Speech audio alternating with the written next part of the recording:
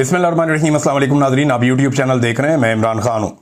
नाजरीन, पाकिस्तान की मीडिया पे खबरें चल रही हैं और हैरान कुन खबरें चल रही हैं। खबर ये चल रही है कि पाकिस्तान तहरीक इंसाफ की जो लीडरशिप है वो खैबर पख्तूनख्वा की हुकूमत जो है वो मिलकर बाकी जमातों के साथ मुकाबला करेगी इमरान खान साहब के नज़रियाती कारकुनों का। एक अजीब सूरत हाल बन गई है ना। इमरान खान साहब के जो वफादार साथी हैं, जो दो दहाइयों से इमरान खान साहब के साथ हैं, जिन्होंने मुश्किलात बर्दाश्त की, जिन्होंने मारे खाई, अब वो जो साथी हैं वो मुकाबला करेंगे फजलुर रहमान साहब का, नवाज शरीफ साहब का, जरदारी साहब का और गंडापुर साहब का भी। यानी हैरत हो रही है कि जिनसे लड़ना था पाकिस्तान तहरीक इंसाफ ने, वो उनके साथ मिलकर अपनी पार्टी से लड़ेंगे। ये खबरें मीडिया पे चल रही हैं और लगातार मीडिया पे इस किस्म की खबरें चलाई जा रही हैं। देखिए, होना तो ये चाहिए कि अब क्योंकि बिला मुकाबला वाला मामला खत्म हो गया, तो गंडापुर साहब को यह करना चाहिए कि वो अपनी पार्टी में अपने लोगों को कंट्रोल करें। देखिए, यहां पे एक टेस्ट है ना, एक बहुत बड़ा इम्तिहान भी है। इम्तिहान ये है कि कितने पाकिस्तान तहरीक इंसाफ के एमपीएज इमरान खान के साथ खड़े हैं। देखिए, इन लोगों ने कुरान पाक पे हलफ दिया हुआ है कि ये इमरान खान के साथ बेवफाई नहीं करेंगे। तो अब देखते हैं ना कि कितने लोग अपना कुरान पाक पे दिया हुआ हलफ तोड़ते हैं, तो पता चलेगा। अगर इलेक्शन होगा तो पता चलेगा कि कितने लोगों ने इमरान खान साहब की वफादारी के लिए जो कुरान पाक पे हलफ दिया था वो उस पर पूरा उतर रहे हैं। नंबर एक, ये बात क्लियर हो जाएगी। फिर अली अमीन गंडापुर की कितनी ग्रिप है अपनी पार्टी पे, अपनी हुकूमत पे, ये मामला भी एक्सपोज हो जाएगा। क्योंकि अपोजिशन बार बार ये दावा करती है कि ये सारे आजाद उम्मीदवार हैं, हम किसी वक्त भी इन्हें तोड़कर खैबर पख्तूनख्वा की हुकूमत तब्दील कर देंगे। अब अपोजिशन का ये जो दावा है इसमें कितनी हकीकत है ये भी पता चल जाएगा, तो मामला सारा एक्सपोज हो जाएगा। अब ये वही फजलुर रहमान साहब हैं कि इमरान खान साहब की रिहाई के बारे में भी गंडापुर साहब इनके साथ मिलना नहीं चाहते। यानी गंडापुर साहब इस फजलुर रहमान साहब के साथ चलना ही नहीं चाहते, चाहे इमरान खान साहब की रिहाई की तहरीक क्यों ना हो। लेकिन देखें, इसी गंडापुर के साथ मिलकर जो सेनेट की नशिस्तों का जो मुनाफा बख्श धंधा है उसमें मिल बैठना कोई बुरी बात नहीं है। हैरत हो रही होगी आपको, लेकिन ये सियासत है और ये सियासत नॉर्मली ऐसी होती है। हम सहाफ़ी होने के बावजूद हैरान हो जाते हैं। तो आप लोग तो ये मुझे अच्छी तरह याद है कि एक दफ़ा डॉक्टर और पंजाब हुकूमत बहुत लड़ रहे थे आपस में, मरीज फौत होना शुरू हो गए इनकी लड़ाई में। मीडिया रिपोर्ट करता था पुलिस लड़ रही है डॉक्टरों से, डॉक्टर पुलिस को मार रहे हैं, पंजाब हुकूमत की आपस में दस्तों गिरेबान है। थोड़े दिन के बाद इनकी सुलह हो गई। दोनों ग्रुपों की जब सुलह हुई, वो भी डॉक्टरों का एक सियासी ग्रुप था, तो हमने वहां पर सवाल किया कि जो मरीज फौत हो गए उनके लिए जिम्मेदार कौन है। तो राणा सनाउल्लाह साहब ने कहा जी उनके लिए जिम्मेदार मीडिया है, मीडिया का कसूर है जो बंदे मर गए अस्पतालों के अंदर, जो मरीज मारे गए। तो ये सियासत के सीने में दिल नहीं होता, ये किसी तरफ भी चल पड़ते होते हैं। और यही अली अमीन गंडापुर साहब जो है फजलुर रहमान साहब को, जरदारी को, नवाज शरीफ को, इन लोगों को जिम्मेदार समझते हैं पाकिस्तान के मसाइल के लिए, और आज इन्हीं के साथ बिला मुकाबला इलेक्शन में जाना चाहते हैं। और बिलाखिर जो पाकिस्तान तहरीक इंसाफ के लोग जो बगावत कर गए हैं अपनी लीडरशिप से, और वो ये कह रहे हैं कि इमरान खान के नजरिए के खिलाफ हम नहीं जा सकते। मैं आज इमरान खान साहब की एक तकरीर सुन रहा था, किसी ने मुझे क्लिप भेजा हुआ था, और वो ये कह रहे थे कि मैं ऐसे खत्म नहीं हो सकता, पीटीआई तब तक खत्म नहीं होगी जब तक कि पीटीआई का नजरिया खत्म नहीं होगा। और साथ में वो ये कह रहे थे कि जो गरीब आदमी है उसे आगे आना होगा, मिडिल क्लास को आगे आना होगा। ताकत के बलबूते के ऊपर जो लोग सियासत करते हैं वो गलत है। आप ताकत के बलबूते के ऊपर और पैसे के बलबूते के ऊपर आप तब्दीली नहीं ला सकते। यानी वो आप एक शॉर्टकट आपको मिल जाता है तो आप शॉर्टकट, कोई शॉर्टकट नहीं होता कामयाबी का, वो शॉर्टकट अजीज बन जाता है। ये भी उन्होंने बात कही थी उस तकरीर में। तो मैं ये सुन रहा था तो मैं हैरान हो रहा था कि इमरान खान साहब तो अपने मुंह से खुद ये कहते रहे हैं कि कभी भी ताकत से मरगूब ना हो, पैसे से मरगूब ना हो, पैसे के लिए। बल्कि एक वीडियो मैं आपको पैसे वाली सुनाता हूं ऑडियो, ये यहां पे लकीली मेरे पास अभी पड़ी हुई है। तो इमरान खान साहब की जो पैसों के हवाले से एक ऑडियो, जरा ये सुने आप। सब मेरे नौजवान आज मेरी बात याद रख लेना, बड़े बड़े मैंने लोगों को देखा कि पैसे के पीछे भाग भाग के अपनी जिंदगी तबाह की। बड़ा पैसा कहीं उन्होंने बना के अपने बच्चों के लिए छोड़ा, उस पैसे ने बच्चों को तबाह कर दिया। पैसे से याद रखें कि कभी पैसे से इस्तेमाल ना हो, पैसे को इस्तेमाल करना सीखें। ये जनाब इमरान खान साहब कह रहे थे कि पैसे को इस्तेमाल करना सीखें, पैसे से इस्तेमाल ना हो। अब जो लोग सेनेट में आ रहे हैं उनमें 4 उम्मीदवार ऐसे हैं जो हर पार्टी ने एक उम्मीदवार डाला हुआ है। उसका अगर कोई आप एक खूबी उसकी निकालें तो वो पैसा है। अमीर मुकाम के पास क्या है? पैसा है। उनके बेटे आ रहे हैं सेनेट में, सेनेटर तलहा महमूद के पास क्या है? पैसा है, पीपल्स पार्टी से आ रहे हैं। दिलावर खान क्या है जी? पैसा है, फजल रहमान साहब सपोर्ट कर रहे हैं। एक उनकी पार्टी और एक मिर्जा अफरीदी, इनका क्राइटेरिया क्या है सिलेक्शन का? पैसा है। और क्या है? क्या इन्होंने कोई कुर्बानी दी, कोई नजरिया है, कोई वफादारी इन्होंने निभाई, या कुछ इन्होंने करके दिखाया? कभी मार खाई हो जैसे बाकी लोगों ने सबने खाई, तकालीफ बर्दाश्त की, हथकड़ियां लगी उन्हें, उनकी फैमिलियां अजियत में रही, भागे रहे अपने घरों से। तो ये सारी सूरत हाल में इन लोगों को बिल्कुल भी नजरअंदाज ही कर दिया गया बेचारों को। तो इनका जो क्राइटेरिया वो तो पैसा है। इमरान खान साहब कुछ और कह रहे हैं, पार्टी का फैसला कुछ और बता रहा है। अगर ये 92 वोट जो पाकिस्तान तहरीके इंसाफ के हैं, अगर ये नहीं पड़ते पाकिस्तान तहरीके इंसाफ के उम्मीदवारों को, तो एक चीज तो साफ हो जाएगी कि पाकिस्तान तहरीके इंसाफ के अंदर गद्दार मौजूद हैं, या एमपीएस ऐसे मौजूद हैं जो कहीं और वोट डाल रहे हैं या अपना वोट बेच रहे हैं। तो चले कम से कम कौम को यह तो पता चले कि अगर ये 92 हैं तो इनमें से कितने ऐसे हैं जो पूरी ताकत से इमरान खान और उसके नजरिए के साथ खड़े हैं और ये अपनी पार्टी को, अगर ये 92 के 92 वोट अगर डल जाते हैं ना पाकिस्तान तहरीके इंसाफ को, याद रखिएगा जनरल नशिस्तें 4 ये लेना चाह रहे थे, इनको 5 मिल जाएंगी। लेकिन लोग कहते हैं कि 23 बिक जाएंगे, कोई कहता है 20 बिक जाएंगे, कोई कहता है 19 बिक जाएंगे। बहरहाल देखते हैं कितने बिकते हैं। जो बिकेगा उसने भी एक दिन मरना है, जो नहीं बिकेगा उसने भी एक दिन इस दुनिया से जाना है। जाना तो सारों ने और हिसाब भी सारों ने देना है। तो बिकने वाला भी अपने रब के सामने खड़ा होगा और जो नहीं बिकने वाला है वो भी अपने रब के सामने खड़ा होगा। जो अपना ईमान बेचेगा, अपना हलफ तोड़ेगा, वो भी रब के सामने खड़ा होगा, और जो नहीं तोड़ेगा वो भी अपने रब के सामने खड़ा होगा।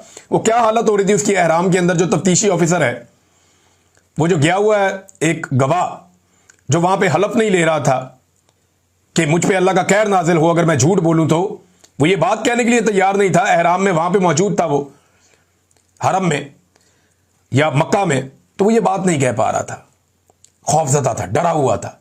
अभी तो सिर्फ मक्का पहुंचे, जब अल्लाह के हुजूर पहुंचेंगे तो सोचे क्या होगा। तो कोई भी चीज करने से पहले कम से कम ये जरूर सोचें कि मेरा रब क्या सोचेगा। देखिए, मैं इनके आईएसआई के पास से मेरे से झूठी गवाही मांगते थे ना, ये कहते थे झूठी गवाही दो, झूठी गवाही दो। इनको इमरान खान के खिलाफ एक झूठी गवाही चाहिए थी और एक इनको चाहिए थी फैज हमीद जर्नैल के खिलाफ झूठी गवाही। तो मैंने कहा जी फैज तो मैं कभी मिला ही नहीं और इमरान खान से मैंने कोई इंस्ट्रक्शन नहीं ली, जो मैंने किया मैंने खुद ही किया, तो वो मेरे खाते आप डाल दें, मैंने किया, मैं जिम्मेदारी उसकी कबूल कर रहा हूं। दूसरा, वो नवाज शरीफ के लिए सपोर्ट मैंने एक दिन एक ऑफिसर को यह कहा था कि अल्लाह ताला ने कुरान पाक में भी हुक्म दिया, मैं झूठी गवाही नहीं दे सकता, मैं अपने अल्लाह को क्या मुंह दिखाऊंगा। तो आपको यह बात अपने दिमाग में रखनी चाहिए और आपको रखनी पड़ेगी, वरना हम सब नहीं पेश होना अपने रब के आगे, तो ये जवाब देना बहुत मुश्किल हो जाएंगे। अब ये जो 92 लोग हैं, इनका बहुत बड़ा इम्तिहान है, अली अमीन गंडापुर का बहुत बड़ा इम्तिहान है कि वो अपनी पार्टी के साथ खड़े होते हैं या मीडिया की खबरों के मुताबिक वो पीडीएम की जमातों के साथ मिलकर अपनी पार्टी के नजरियाती जो कारकुन है इमरान खान के पुराने साथी, उनके खिलाफ एक महाज खड़ा करते। देखते क्या होता है। लेकिन इन लोगों ने साबित कदमी से मुसीबत में डाल दिया सारों को और पीछे हटने के लिए तैयार नहीं है। नाज़रीन, 9 मई के ऊपर बड़े बड़े सवालात खड़े हो गए, बहुत बड़े बड़े सवालात। यानी अगर 9 मई एक सच्चा मुकदमा है या 9 मई के बारे में जो कुछ भी कहा गया वो सच है, तो फिर झूठे गवाहान क्यों सामने आ गए? ये गवाहान हर चीज में झूठे साबित हो रहे हैं। एक बंदा जो तफ्तीश कर रहा है वो वहां का है ही नहीं जहां की तफ्तीश कर रहा है। एक बंदा जिस चीज की तफ्तीश कर रहा है उस जगह पे कभी गया ही नहीं। जो बंदा गवाही दे रहा है वो उस मुकाम पे कभी मौजूद ही नहीं था जहां गवाही दे रहा है, और लॉजिकली वहां मौजूद हो भी नहीं सकता, वो तो छुट्टी पे घर गया हुआ था। यानी और डंडे 30 दिन के बाद सड़क से बरामद हो रहे हैं, शेरपाव ब्रिज से, कि ना हमने 30 दिन बाद वहां से जाके डंडे उठा लिए, वहां रेगुलर सफाई होती है, फिर भी डंडे वहां से बरामद हो रहे हैं 30 दिन के बाद। ऐसी ऐसी बोंगियां और ऐसी ऐसी चीजें हैं इस सारे मुकदमे के अंदर कि बंदा हैरान रह जाता है। फर्क हुआ है सारे मुकदमे। यानी एक केस के ऊपर अभी ये इंतजार हुसैन पंजूता साहब ने जस्टिस आलिया नीलम साहिबा जो चीफ जस्टिस है लाहौर हाई कोर्ट की, उनके लिए एक बड़ी जबरदस्त चीज सामने रखी है। उन्होंने कहा 9 मई की जो असल हकीकत है जरा सुन लें आप। सरगोदा के एक केस में 3 मुल्जिमान तारक, हमजा और जफरुल्ला, इन पर एक जैसा इल्जाम था। तारक और हमजा ने प्रेस कॉन्फ्रेंस करके तहरीके इंसाफ को छोड़ दिया, जबकि जफरुल्ला डट गया, उसने इनकार कर दिया। रिकॉर्ड के मुताबिक जफरुल्ला के पास से जो बंदूक बरामद हुई वो तारक के डेरे से जाके बरामद की गई, लेकिन तारक तो क्योंकि प्रेस कॉन्फ्रेंस कर गया था, तारक तो क्योंकि पाकिस्तान तहरीके इंसाफ छोड़ गया था, वो तो निकल गया था, लिहाजा तारक होगा बेगुनाह, हमजा भी होगा बेगुनाह, और वो बेचारा जो जफरुल्ला है जिसने पाकिस्तान तहरीके इंसाफ को नहीं छोड़ा वो गुनाहगार हो गया। और बाकियों को कभी अदालत में बुलाया ही नहीं गया। यह है असल हकीकत। जिसने प्रेस कॉन्फ्रेंस कर दी उसका केस खत्म, जबकि जिसने इनकार कर दिया उसे सजा दिलवाई जा रही है।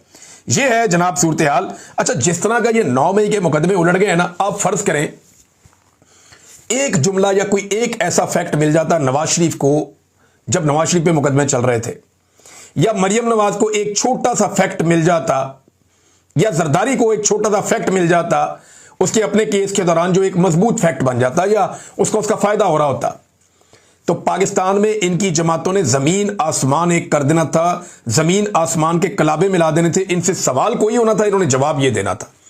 इन्होंने हर जगह पे, हर फोरम के ऊपर इस आवाज को उठाना था, इंटरनेशनली, नेशनली, हर जगह पे इन्होंने इस इशू पे बात करनी थी। लेकिन पाकिस्तान तहरीक इंसाफ को इतनी बड़ी कामयाबी हुई है, इसको अल्लाह ताला की आप मदद कहेंगे ना, कि मुकदमात बनाने वालों में इतना तकब्बुर था और वो इतने अपनी ताकत में बदमस्त थे कि उन्हें इस बात का ख्याल ही नहीं रहा कि मुकदमा बनाते हुए किन चीजों का ख्याल रखना है। उन्होंने ऐसे भोंडे अंदाज में मुकदमात बनाए और ऐसे फारग मुकदमात बनाए और ऐसे गवाह और मुद्दई खड़े किए कि सारा मामला ही फारग हो गया। आज 9 मई का बयानिया जबरदस्त हो गया है, लेकिन पाकिस्तान तहरीक इंसाफ इस पर आवाज उठाने को तैयारी नहीं। ओ भाई निकलो, इसके ऊपर प्रेस कॉन्फ्रेंस करो, बैठो, इस पे बात करो। उन्हें मुसीबत पड़ी हुई है कि मिर्जा अफरीदी को हमने सेनेटर कैसे बनवाना है। पता नहीं किधर से उनको ऑर्डर आ गया कि मिर्जा अफरीदी को हमने सेनेटर बनाना है, बाकी सब कुछ जाए भाड़ में। लीडर जेल में सड़ रहा है, उसकी बुरी हालत कर दी है, उसकी बहन बता रही है, बाकी लोग बता रहे हैं कि इमरान खान को लगातार विक्टिमाइज कर रहे हैं। वो एक स्टेटमेंट इमरान खान साहब का वायरल हो रहा है, इसमें वो कह रहे हैं कि जानवरों से बदतर मुझसे सलूक किया जा रहा है, जहां मुझे रखा हुआ है जो मेरे साथ ये कर रहे हैं, और लगातार कर रहे हैं। और ये करके हासिल क्या करना चाहते हैं, ये एक बड़ी अजीब बात। एक तो पाकिस्तान तहरीक इंसाफ को इस पे बोलना चाहिए था बतौर अपोजिशन जमात। जितनी बड़ी कामयाबी इमरान खान को मिली थी वो सुरखरू हो गया था इस मामले में, लेकिन बोले नहीं इस पे। अब दूसरी तरफ जनाब, जो लोग इमरान खान के साथ ये कर रहे हैं ना, वो क्या समझते हैं कि इससे वो इमरान खान को गिरा लेंगे या कमजोर कर लेंगे। मैं आज इमरान खान का एक स्टेटमेंट सुन रहा था, ये स्टेटमेंट भी आप सुने। अच्छा, इनके साथ जरा म्यूजिक लगे हुए स्टेटमेंट्स के साथ, थोड़ा बर्दाश्त कर लीजिएगा। ये वाले पहले वाले के साथ तो बहुत ज्यादा लगा हुआ था। ये जरा एक और स्टेटमेंट इमरान खान का सुनिए। इस स्टेटमेंट को पाकिस्तान की एस्टेब्लिशमेंट ने हल्के में ले लिया। उन्होंने सोचा कि शायद सारे ही बोलते हैं, ये भी बोलता है, लेकिन इमरान खान ने जो कहा वो करके भी दिखाया। जरा स्टेटमेंट सुने आप। आज तक मैं कभी किसी के सामने झुका हूं,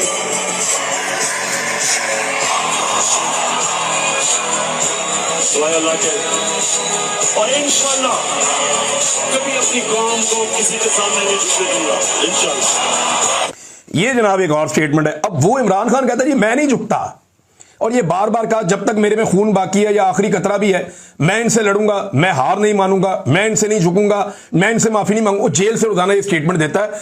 एस्टेब्लिशमेंट के निसाब में ये जुल्म, जबर, फस्तायत सारा कुछ था, लेकिन उनको यह नहीं पता था कि ऐसा आदमी भी आके टक्कर दे सकता है। एस्टेब्लिशमेंट को वाकई पहली मर्तबा टक्कर के लोग मिले। ऐसा लीडर उन्हें नहीं मिलेगा, ये उन्हें तबाह बर्बाद करके रख देगा। जो उसने करके रख दिया वो तो कुछ भी नहीं है जो फ्यूचर में होगा। और अगर खुदा ना खास्ता इस लीडर को कुछ हो गया तो एस्टेब्लिशमेंट की नस्लें याद रखेंगी जो उनके साथ इस मुल्क में होगा। लोग कहते हैं आसिम मुनीर साहब जो हैं वो यानी लोग कह रहे हैं कि जी उनका एक प्लान बन गया है और उन्होंने एक्सटेंशन ले ली है, अब वो 3 साल के बजाय 5 साल गुजारेंगे। कुछ लोग कहते हैं जी एक एक्सटेंशन का और भी प्लान है, हो सकता है वो 10 साल गुजारें। मैं कहता हूं 20 साल आसिम मुनीर साहब गुजार लें, और ये जो जबरदस्ती जाली हुकूमत बनाई हुई है इसको भी 20 साल गुजार लें। ये सारे मिलकर फिर भी इमरान खान साहब के टखनों तक नहीं पहुंच सकेंगे। ये सारे कुर्सियों पे बैठे हुए बोने बन के इमरान खान के सामने रहेंगे। उसकी वजह यह है उसको अल्लाह ताला ने इज्जत दे दी है। और ये आज तक बेनजीर भुट्टो की, फातिमा जना की और जुल्फिकार दी भुट्टो की कब्र से डरते रहे हैं। ये उसका मुकाबला नहीं कर सके तो इनका मुकाबला तो अब इमरान खान के साथ है। तो बड़ा दलेर आदमी है जो सामने आकर खड़ा हो गया और कौम उसके साथ बड़े भरपूर अंदाज में खड़ी हो गई है। ऐसा हमने इससे पहले देखा नहीं था। इमरान खान साहब को अल्लाह रब्बुल इज्जत ने इज्जत दी है और एक इस्तकामत भी अल्लाह ताला ने उन्हें दी है। अब मामला यह है कि अगर इमरान खान साहब को इस वक्त कोई बर्बाद कर सकता है तो वो इमरान खान साहब की अपनी जात है। वो खुद ही अपने साथ कुछ ऐसा कर लें तो कर लें, वरना ये सारे रल के भी जोर लगा लें और 20 साल जोर लगा लें, ये कुछ नहीं कर सकेंगे। ना ये इमरान खान को तारीख में से मिटा सकते हैं, ना ये इमरान खान को बदनाम कर सकते हैं, ना उसका चेहरा मसक कर सकते हैं, क्योंकि 3 नस्लें उसे जानती हैं और आने वाली नस्ल उसे पहचानती है। लोगों को पता है कि ये कौन आदमी है जो जेल के अंदर है।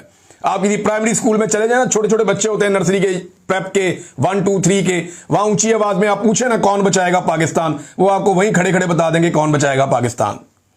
इमरान खान ने कहा था कि वो इनकी नसों में दौड़ता है खून बन के, और मामला ऐसे ही दिखाई दे रहा है। पॉपुलैरिटी का कोई मैच नहीं है, ये उसका मुकाबला कर नहीं सकते, उसका करिश्मा का सामना ही नहीं कर सकते। जिस दिन वो बाहर आएगा ये मुल्क उसका होगा। बेशुमार डिक्टेटर आए थे, गए, और भी आए और चले जाएं, ये इमरान खान का मुकाबला नहीं कर पाएंगे, क्योंकि उसने रेजिलियंस शो की है। पाकिस्तान का कोई एक डिक्टेटर ऐसी सजा नहीं काट सकता जैसी सजा इमरान खान ने काटी है। इससे आधी तकलीफ बर्दाश्त नहीं कर सकता जैसी तकलीफ इमरान खान ने बर्दाश्त की है। तो फिर अल्लाह ताला ने उसे उसी तरह इज्जत भी दी है। जो जितना रेजिलियंट है, जितना जिसका अल्लाह पे भरोसा है, अल्लाह ताला उसे उतनी इज्जत और ताकत देता चला जा रहा है।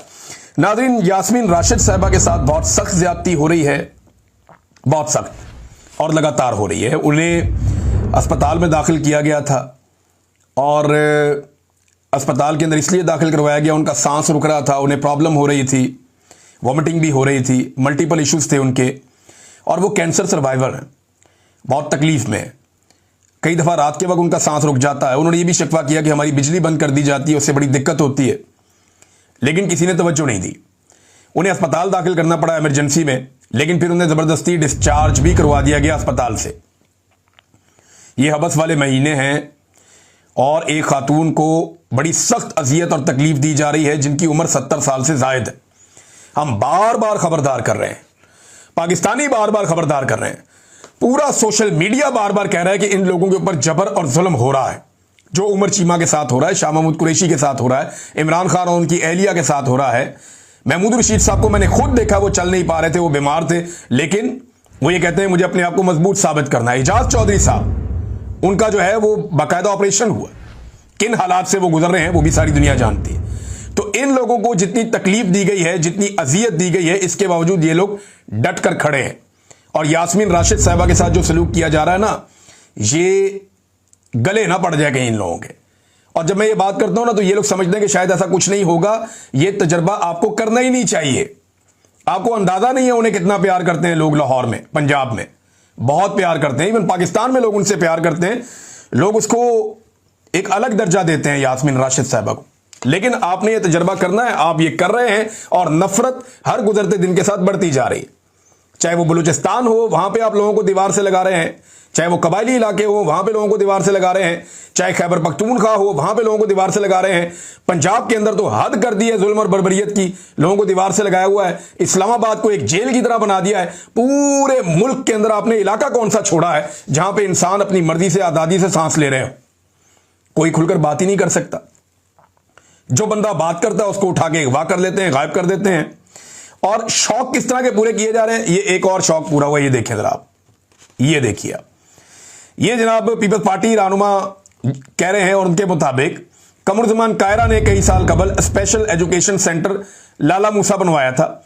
आज उसका नाम भी तब्दील करके वज़ीर आला पंजाब के नाम पर रख दिया गया है। यानी कोई बिल्डिंग, कोई जगह, कोई लैट्रीन, कोई गाड़ी, कोई कचरा उठाने वाली गाड़ी, कोई गटर का ढक्कन, कोई चीज रह ना जाए जहां पे ये खानदान अपनी मशहूरी ना करे। यानी मैं हैरान हो गया हूं कि हर जगह पे इन्हें अपनी मशहूरी करनी है, हर जगह पे इन्हें अपनी मोहर लगानी है। भाई वो सारे प्रोजेक्ट जो इन्होंने कभी देखे भी नहीं, जिन प्रोजेक्ट से इनका दूर दराज तक ताल्लुक ही कोई नहीं है, उनके ऊपर भी ये अपनी तस्वीरें और अपनी वीडियो चिपका रहे हैं, सिर्फ ये साबित करने के लिए कि ये तो हमने बनाए थे। भाई ये कैसे हो सकता है कि आप सिर्फ अपनी फोटो चिपका के साबित कर दें आपने बनाए थे? इतने प्रोजेक्ट तो आप बना ही नहीं सकते, सवाल ही पैदा नहीं होता। ये तो जब से पाकिस्तान बना तब से बन रहे हैं, और ये एक लगातार प्रोसेस है कि ये एडमिनिस्ट्रेटिव काम होता रहता है। लेकिन हर चीज के ऊपर अपना नाम, इमरान खान के दौर में बेशुमार चीजें बनी है, उसने किस चीज पे अपना नाम लिखा? क्योंकि उसे एहसास कमतरी नहीं है। उसे पता है वो एक ब्रांड है और उसको जरूरत नहीं है सरकारी पैसे से अपना नाम लिखवाने की और ये करने की। लेकिन आप लोगों ने वही गंदी और भोंडी हरकत की है। ये एक और इदारे का नाम नाजरीन तब्दील करके अपने नाम के ऊपर रख लिया है। यास्मीन राशिद साहिबा को शाकिर महमूद साहब कह रहे हैं कि जबरदस्ती डिस्चार्ज किया गया था। इन्हें सांस की और मैदे की तकलीफ है, ये राणा मुदस्सर साहब ने इसके बारे में बताया है। नाजरीन और काफ़ी खबरें हैं आपके साथ शेयर करूंगा नेक्स्ट व्लॉग में। अब तक के लिए इतनी, अपना ख्याल रखिएगा, अपने इस चैनल का भी। अल्लाह हाफिज़।